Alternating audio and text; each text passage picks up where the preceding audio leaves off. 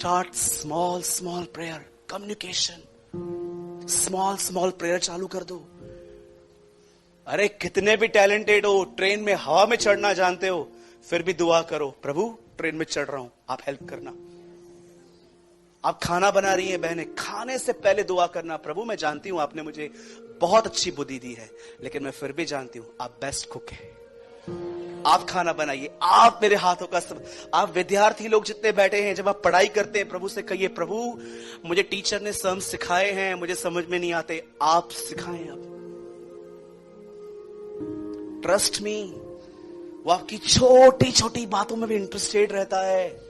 ये बिलीव मत करो कि खुदा सिर्फ लाल समुंदर बड़ी बड़ी बातों में, अरे वो छोटी छोटी बातों में इतना इंटरेस्ट रखता है, आप सोच नहीं सकते।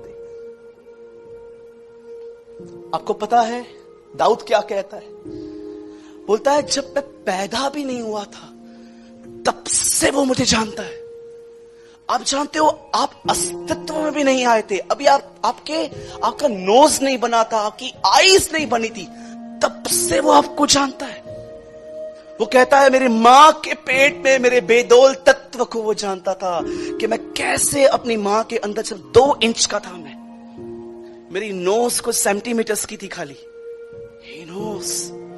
वो मेरा उठना बैठना जानता है। जब मैं बैठ जाता हूं, सूरज बैठ गया, जब मैं उठता हूं, सूरज उठ गया, वो दूर से मेरे विचारों को जान लेता है कि मैं क्या सोच रहा हूं। बिछौने पर लेटने के बाद उठते ही मैं उसे अपने पास पाता हूं। वो कहता है मेरी मॉर्निंग उससे शुरू होती है।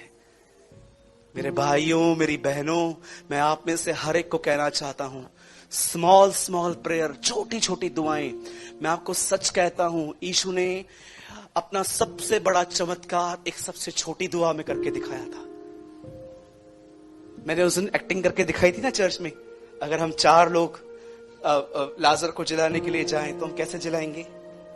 सोचो, ये लाजर है, दिनेश, मैं नहीं, दिनेश भाई, सुरेंद्र, मयूर, इन तीनों को भेजता हूं, जाओ लाजर को जिला के आओ, ठीक है?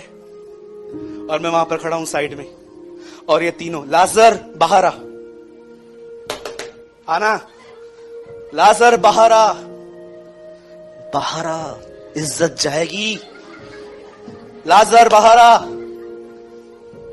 सुरेंद्र हट जा, बाहर आ पाजी, बाहर आओ। और भाई उसके बाद तीसरे चेतन भाई तुम हटो, मैं बैठ जाता हूं उसके ऊपर, फिर तो उठ ही जाएगा ये। सबने ट्राई किया, फिर पीटर आया। पीटर ने बोला आप हट जाइए। प्रभु, ये ना बेदर का एक्टिंग कर रहा हूं, थोड़ा मिमिक्री सबका आता है मुझे, है ना? फिर बहनों को बुलाया गया, 4-5 बहनें, दुर्गा ऊपर जाती है, आशीष लेकर नीचे आती है। प्यारे प्रभु उसको उठाइए। बहनें ऐसे कर रही हैं, भाई ऐसे कर रहे हैं। अब आइए यीशु को बुलाते हैं। और जब वो आया, जानते उसने कुछ नहीं किया, उसने की बात कही, मैं जानता हूं तू सदैव मेरी सुनता है, लाजर कम फोर्थ।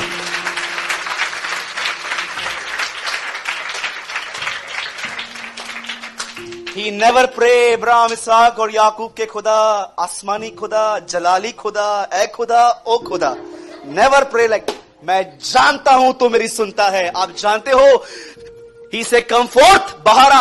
और जैसे वो बाहर आया, आप में से कितने लोगों ने ऑब्जर्व किया, उसने अपना सबसे बड़ा चमत्कार सबसे छोटी दुआ में करके दिखाया। जानते हो क्या समझाना चाह रहा था?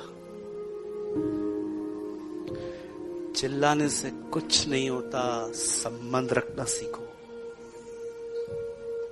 मैंने बहुत चिल्लाया है, मुझे आज भी अपनी एक हार याद है। हमारे कलीसिया में एक बहन आई थी, मैं बहुत उन दिनों में इन बातों के विषय में बिल्कुल नॉलेज नहीं था मुझे। सब भाइयों ने पकड़ के उस बहन को मेरे सामने लाए, बोला भैया ये डीमन पजेस है। मैंने बोला जा जा जा जा जा। आप बिलीव करो, लास्ट से मुझे जाना पड़ा, नहीं निकली।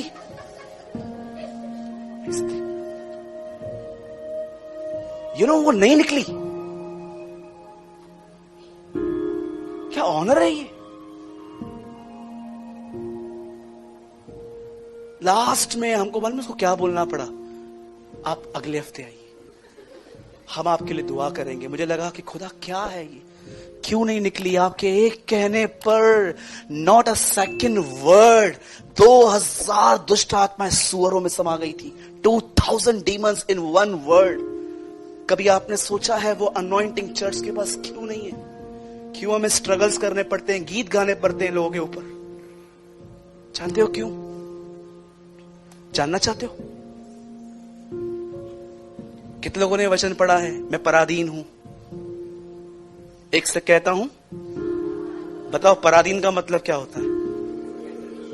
पर आधीन। और मैं एक से कहता हूं,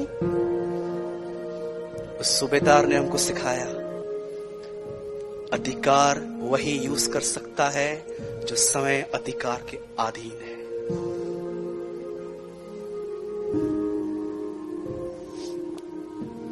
आप जानते हो अधिकार कौन इस्तेमाल कर सकता है?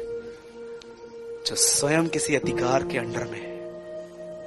मैं तो पराधीन हूं, मैं किसी के अंडर में हूं, और उस अंडर में आके जब मैं किसी को कहता हूं तो वो मेरी बात मानते हैं। उस दिन मैंने समझा ये नहीं निकला ना, रीजन जानते? चर्च नहीं है, मैं हूं, मैं अधीन नहीं हूं। फिर मैंने और सबमिशन में जाने की कोशिश की।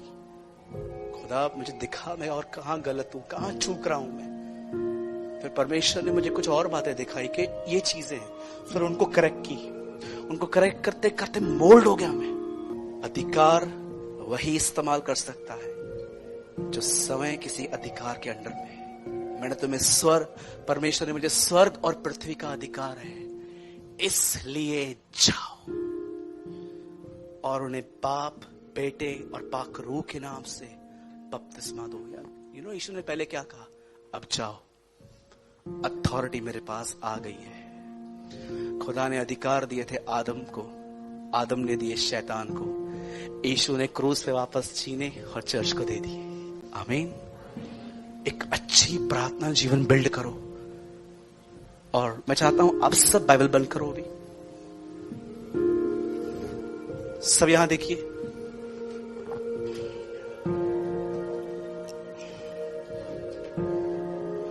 लिसन, मैं आपसे हाथ जोड़कर ये देखिए, जैसे बूढ़ा पतरस कहता था ना, मैं तुमसे विनती करता हूं, मैं भी जवान भाई आपसे विनती करता हूं, अब प्लीज इस मैसेज को लॉ की स्पिरिट में मत लेना।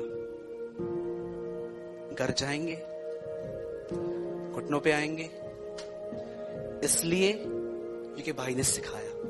ये नहीं चाहिए, ये बोरिंग है।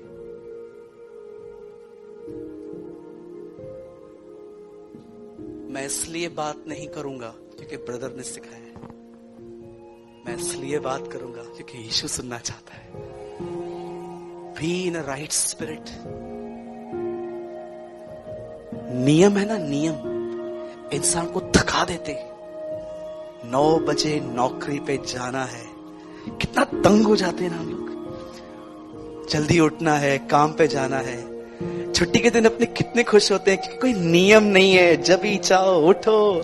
परमेश्वर कभी भी आपको नियमों से बांध के नहीं रखना चाहता, उसने आपको फ्रीडम दी है। ठीक है, परमेश्वर आपको नियमों में नहीं बांध के रखना चाहता। आपको अच्छा लगता है सुबह प्रार्थना करो। अगर मैं आपको कहूं सुबह ही करनी है 4 बजे, 4 बजे उठ के कल से दुआ करनी है सबको, आप है ना इतने तंग हो जाओगे जब आपको पता चलेगा ना आज भी प्रार्थना के ऊपर टीचिंग है, आप बोलोगे कल चलते चर्च। वो पहले जो नियम दिए थे वही नहीं पूरे हुए अभी तक। नो, हर वक्त तुझे उस समय ढूंढे जिस समय तू उसे मिल सकता है।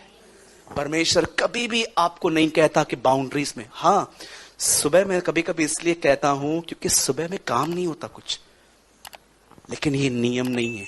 जैसे आपको फ्रीडम है, खुदा से बात करो। हर बार प्रभु से घुटनों पे बात नहीं की जाती है। Yes, there is a time जब हम नीज पे आके बात करते हैं, पर एक ऐसा भी टाइम है जब घुटनों पे उठने के बाद हम खुदा से बातचीत करते रहते हैं। इससे ही निरंतर प्रार्थना कहते हैं। आमीन।